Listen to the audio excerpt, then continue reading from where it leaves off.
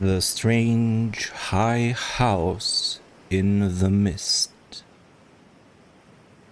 In the morning mist comes up from the sea by the cliffs beyond Kingsport. White and feathery it comes from the deep to its brothers, the cloud, full of dreams of dank pastures and caves of Leviathan. And later, in still summer rains, on the steep roofs of poets, the clouds scatter bits of those dreams that men shall not live without rumor of old strange secrets and wonders that planets tell planets alone in the night.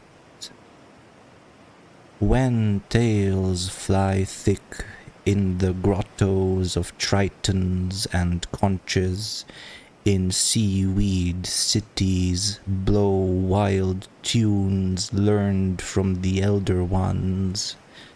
Then great eager mist flock to heaven laden with lore, and oceanward eyes on the rocks see only a mystic whiteness, as if the cliff's rim were the rim of all earth, and the solemn bells of buoys tolled free in the ether of fairy. Now north of archaic Kingsport, the crags climb lofty and curious, terrace on terrace, till the northernmost hangs in the sky like a grey frozen wind cloud. Alone it is, a bleak point jutting in limitless space, for there the coast turns sharp, where the great Miskatonic pours out of the plains past Arkham, bringing woodland legends and little quaint memories of New England's hills. The sea folk in Kingsport look up at that cliff as other sea folk look up at the pole star, and time the night's watches by the way it hides or shows the great bear, Cassiopeia, and the dragon. Among them it is one with the firmament, and truly it is hidden from them when the mist hides the stars or the sun. Some of the cliffs they love, as that whose grotesque profile they call Father Neptune, or that whose pillared steps they term the Causeway. But this one they fear, because it is so near the sky. The Portuguese sailors coming in from a voyage cross themselves when they first see it, and the old Yankees believe it would be much graver matter than death to climb it, if indeed that were possible. Nevertheless, there is an ancient house on that cliff, and at evening men see lights in the small paned windows. The ancient house has always been there, and people say one dwells within, talks with the morning mists that come up from the deep, and perhaps sees singular things oceanward at those times when the cliff's rim becomes the rim of all earth, and solemn buoys toll free in the white ether of faerie. This they tell from hearsay, for that forbidden crag is always unvisited, and natives dislike to train telescopes on it. Summer boarders have indeed scanned it with jaunty binoculars, but have never seen more than the grey primeval roof, peaked and shingled, whose eaves come nearly to the grey foundations, and the dim yellow light of the little windows peeping out from under those eaves in the dusk. These summer people do not believe that the same one has lived in the ancient house for hundreds of years, but cannot prove their heresy to any real king's porter. Even the terrible old man who talks to leaden pendulums in bottles, buys groceries with centuried Spanish gold, and keeps stone idols in the yard of his antediluvian cottage in Water Street, can only say these things were the same when his grandfather was a boy, and that must have been inconceivable ages ago, when Belcher or Shirley or Pownall or Bernard was governor of His Majesty's province of the Massachusetts Bay. Then one summer there came a philosopher into Kingsport. His name was Thomas Olney, and he taught ponderous things in a college by Narragansett Bay. With stout wife and romping children he came, and his eyes were weary with seeing the same things for many years, and thinking the same well-disciplined thoughts. He looked at the mists from the diadem of Father Neptune, and tried to walk into their white world of mystery along the Titan steps of the causeway. Morning after morning he would lie on the cliffs and look over the world's rim at the cryptical ether beyond, listening to spectral bells and the wild cries of what might have been gulls. Then, when the mist would lift, and the sea stand out prosy with the smoke of steamers, he would sigh and descend to the town, where he loved to thread the narrow olden lanes up and down hill, and study the crazy tottering gables and odd pillared doorways which had sheltered so many generations of sturdy sea folk. And he even talked with the terrible old man, who was not fond of strangers, and was invited into his fearsomely archaic cottage, where low ceilings and wormy paneling hear the echoes of disquieting soliloquies in the dark small hours. Of course, it was inevitable that Olney should mark the grey unvisited cottage in the sky, on that sinister northward crag, which is one with the mists and the firmament. Always over Kingsport it hung, and always its mystery sounded in whispers through Kingsport's crooked alleys.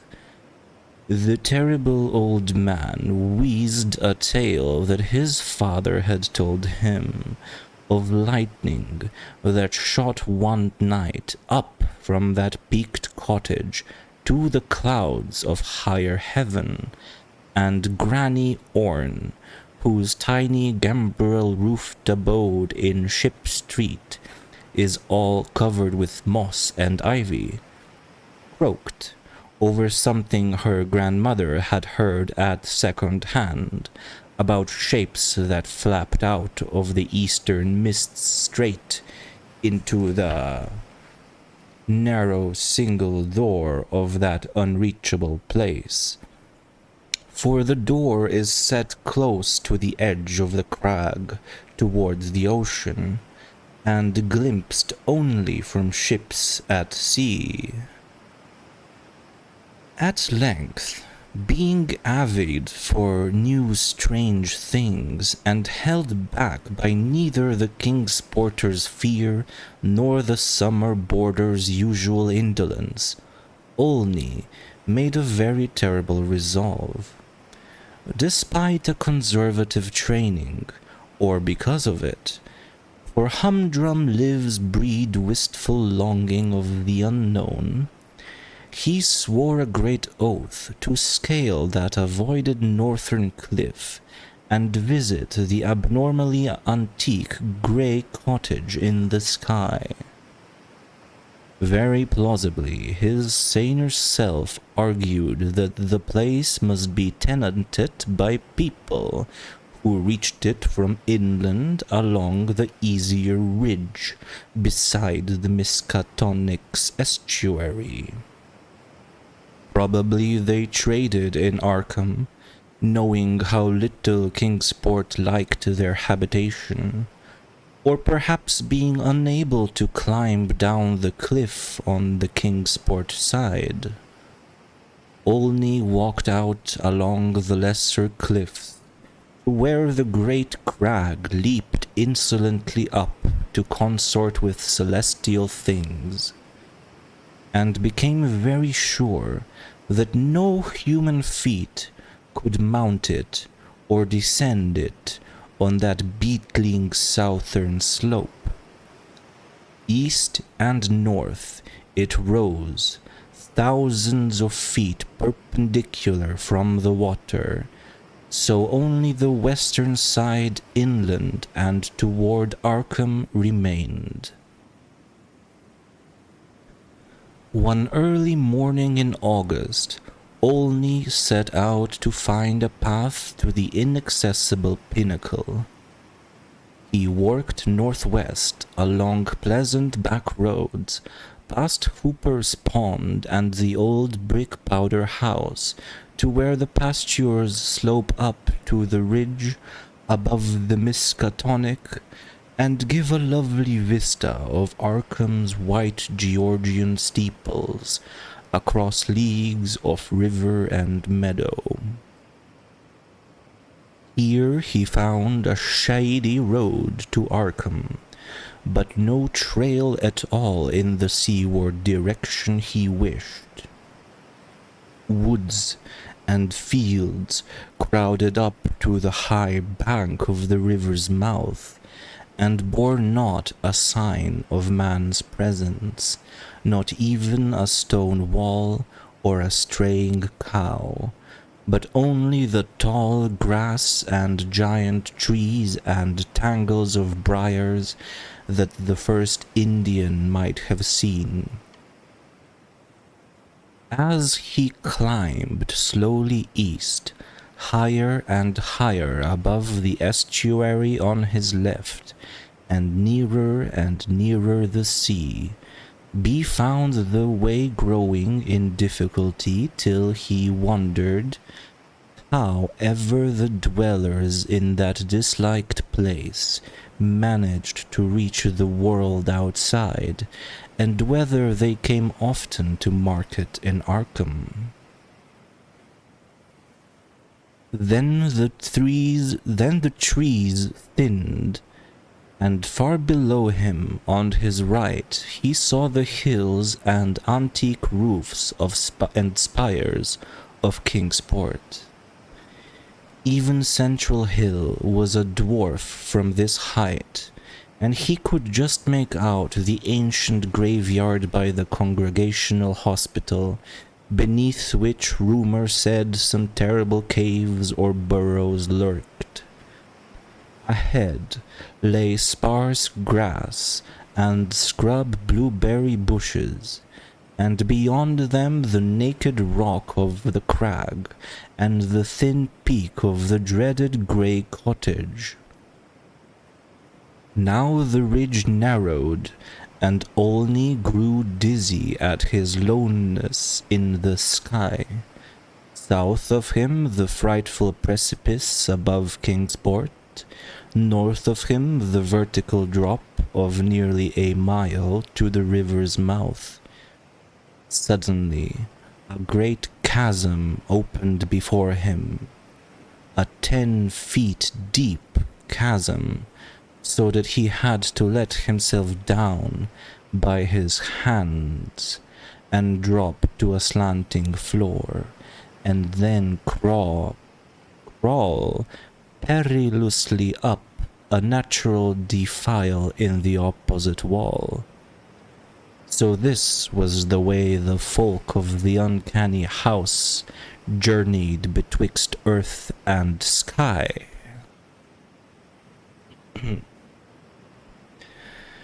When he climbed out of the chasm, a morning mist was gathering, but he clearly saw the lofty and unhallowed cottage ahead, walls as grey as the rock, and high peak standing bold against the milky white of the seaward vapors. And he perceived that there was no door on this landward end, but only a couple of small lattice windows with dingy bull's-eye panes leaded in a 17th century fashion. All around him was cloud and chaos, and he could see nothing below the whiteness of illimitable space. He was alone in the sky with this queer and very disturbing house, and when he sidled around to the front and saw that the wall stood flush with the cliff's edge, so that the single narrow door was not to be reached, safe from the empty ether, he felt a distinct terror that altitude could not wholly explain. And it was very odd that shingles so worm-eaten could survive, or bricks so crumbled still form a standing chimney. As the mist thickened, Olney crept around to the windows on the north and west and south sides, trying them, but finding them all locked. He was vaguely glad that they were locked, because the more he saw of that house, the less he wished to get in. Then a sound halted him. He heard a lock rattle and a bolt shoot, and a long creaking follow, as if a heavy door were slowly and cautiously opened. This was on the oceanward side that he could not see, where the narrow portal opened on blank space, thousands of feet in the misty sky above the waves.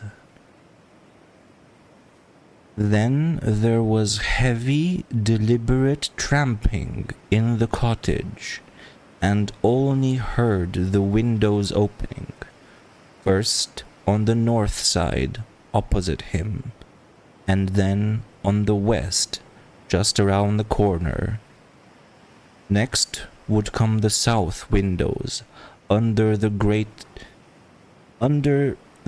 low eaves on the side where he stood. And it must be said that he was more than uncomfortable as he thought of the detestable house on one side and the vacancy of upper air on the other. When a fumbling came in the nearer casement, he crept around to the west again, flattening himself against the wall beside the now opened windows.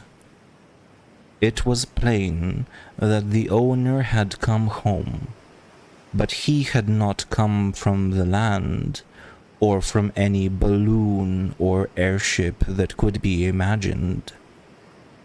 Steps sounded again, and Olney edged round to the north, but before he could find a haven, a voice called softly, and he knew he must confront his host.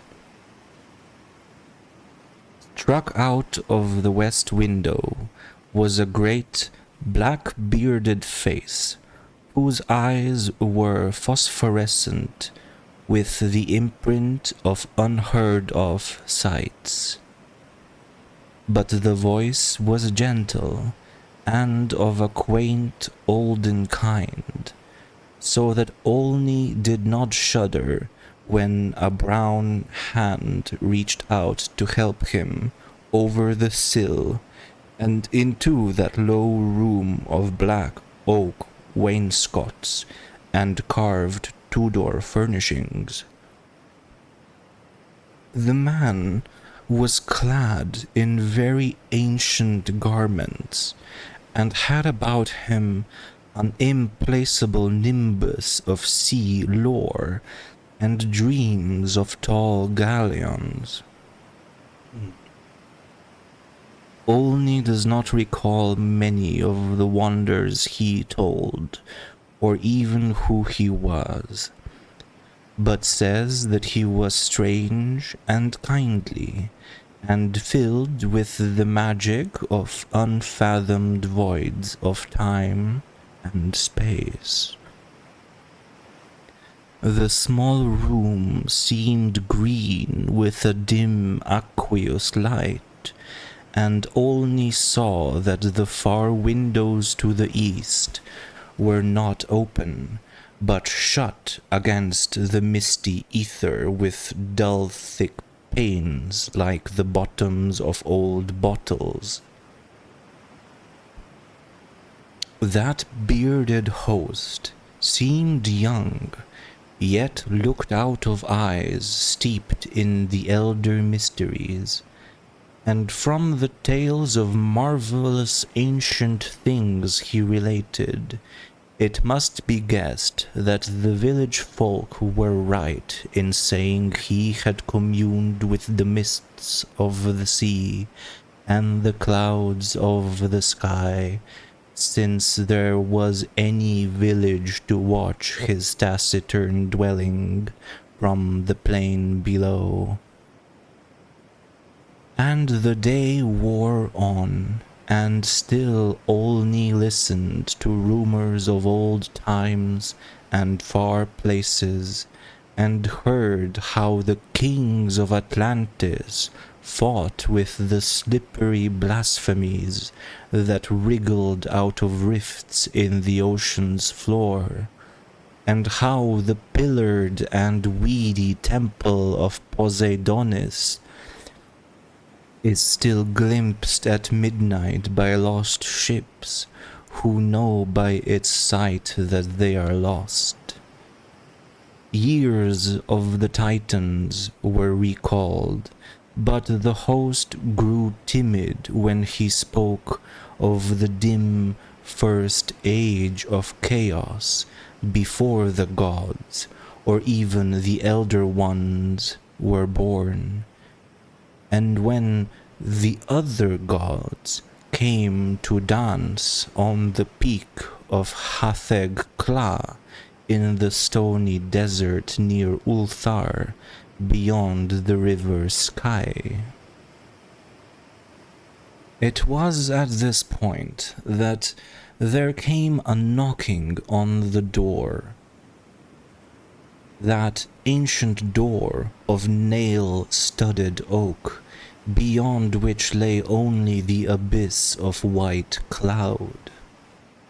Olney started in fright, but the bearded man motioned him to be still, and tiptoed to the door to look out through a very small peephole. What he saw he did not like, so pressed his fingers to his lips and tiptoed around to shut and lock all the windows before returning to the ancient settle beside his guest. Then Olney saw lingering against the translucent squares of each of the little dim windows in succession a queer black outline as the caller moved inquisitively about before leaving. And he was glad his host had not answered the knocking. For there are strange objects in the great abyss, and the seeker of dreams must take care not to stir up or meet the wrong ones. Then the shadows began to gather, first little furtive ones under the table, and then bolder ones in the dark paneled corners. And the bearded man made enigmatical gestures of prayer, and lit tall candles in curiously wrought brass candlesticks. Frequently he would glance at the door as if he expected someone, and at length his glance seemed answered by a singular rapping, which must have followed some very ancient and secret code. This time he did not even glance through the peephole, but swung the great oak bar and shot the bolt, unlatching the heavy door and flinging it wide to the stars and the mist. And then, to the sound of obscure harmonies, there floated into that room from the deep all the dreams and memories of earth's sunken mighty ones. And golden flames played about weedy locks, so that Olney was dazzled as he did them homage. Trident-bearing Neptune was there, and sportive Tritons and fantastic Nereids, and upon dolphins' backs was balanced a vast crenulated shell, wherein rode the grey and awful form of primal Nodens, lord of the great abyss. And the conches of the Tritons gave weird blasts, and the Nereids made strange sounds by striking on the grotesque resonant shells of unknown lurkers in Black Sea caves. Then hoary Nodens reached forth a wizened hand and helped Olney and his host into the vast shell, whereat the conches and the gongs set up a wild and awesome clamor. And out into the limitless ether reeled that fabulous train, the noise of whose shouting was lost in the echoes of thunder. All night in Kingsport they watched that lofty cliff, when the storm and the mists gave them glimpses of it, and when toward the small hours the little dim windows went dark, they whispered of dread and disaster. And Olney's children and stout wife prayed to the bland proper God of Baptists, and hoped that the traveler would borrow an umbrella and rubbers unless the rain stopped by morning.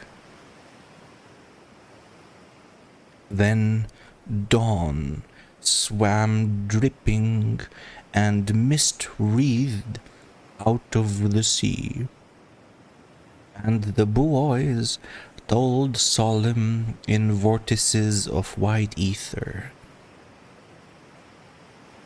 And at noon, elfin horns rang over the ocean as Olney, dry and light-footed, climbed down from the cliffs to antique Kingsport with the look of far places in his eyes. He could not recall what he had dreamed in the sky-perched hut of that still nameless hermit, or say how he had crept down that crag untraversed by other feet. Nor could he talk of these matters at all, save with the terrible old man, who afterward mumbled queer things in his long white beard, vowing that the man who came down from that crag was not wholly the man who went up, and that somewhere under that grey-peaked roof, or amidst inconceivable reaches of that sinister white mist, there lingered still the lost spirit of him who was Thomas Olney. And ever since that hour, through dull, dragging years of greyness and weariness, the philosopher has laboured and eaten and slept and done uncomplaining the suitable deeds of a citizen. Not any more does he long for the magic of farther hills, or sigh for secrets that peer like green reefs from a well. Not any more does he long for magic of farther hills, or sigh for secrets that peer like green reefs from a bottomless sea. The sameness of his days no longer gives him sorrow, and well-disciplined thoughts have grown enough for his imagination.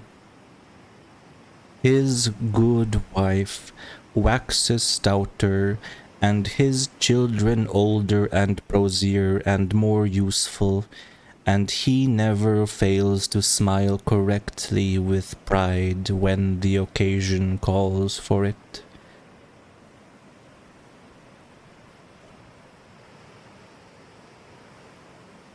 In his glance there is not any restless light, and if he ever listens for solemn bells or far elfin horns, it is only at night when old dreams are wandering. He has never seen Kingsport again, for his family disliked the funny old houses and complained that the drains were impossibly bad. They have a trim bungalow now at Bristol Highlands, where no tall crags tower, and the neighbours are urban and modern. But in Kingsport, strange tales are abroad, and even the terrible old man admits a thing untold by his grandfather. For now, when the wind sweeps boisterous out of the north past the high ancient house that is one with the firmament, there is broken at last that ominous brooding silence ever before the bane of Kingsport maritime cotters. and old folk tell of pleasing voices heard singing there, and of laughter that swells with joys beyond earth's joys, and say that at evening the little low windows are brighter than formerly. They say too that the fierce aurora comes oftener to that spot, shining blue in the north with visions of frozen worlds, while the crag and the cottage hang black and fantastic against wild coruscations. And the mist of the dawn are thicker, and sailors are not quite so sure that all the muffled seaward ringing is that of the solemn buoys. Worst of all, though, is the shriveling of old fears in the hearts of Kingsport's young men, who grow prone to listen at night to the north wind's faint distant sounds. They swear no harm or pain can inhabit that high-peaked cottage, for in the new voices gladness beats, and with them the tinkle of laughter and music. What tales the sea mists may bring to that haunted and northernmost pinnacle they do not know, but they long to extract some hint of the wonders that knock at the cliff-yawning door when clouds are thickest.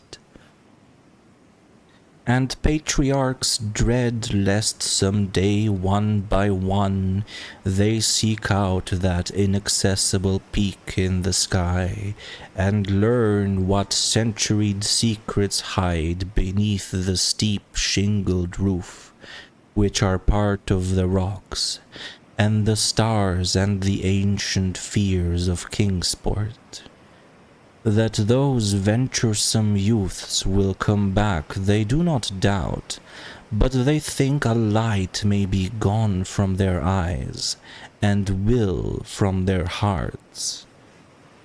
And they do not wish quaint Kingsport with its climbing lanes and archaic gables to drag listless down the years, while voice by voice the laughing chorus grows stronger and wilder in that unknown and terrible eyrie where mists and the dreams of mists stop to rest on their way from the sea to the skies.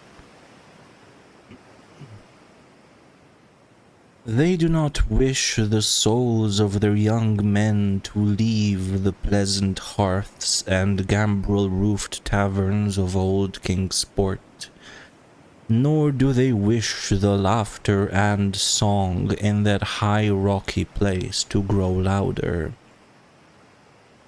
For as the voice which has come has brought fresh mists from the sea, and from the north fresh lights, so do they say that still other voices will bring more mists and more lights, till perhaps the olden gods, whose existence they hint only in whispers for fear the congregational parson shall hear, may come out of the deep, and from unknown Kadath in the cold waste, and make their dwelling on that evilly appropriate crag so close to the gentle hills and valleys of quiet, simple fisher folk.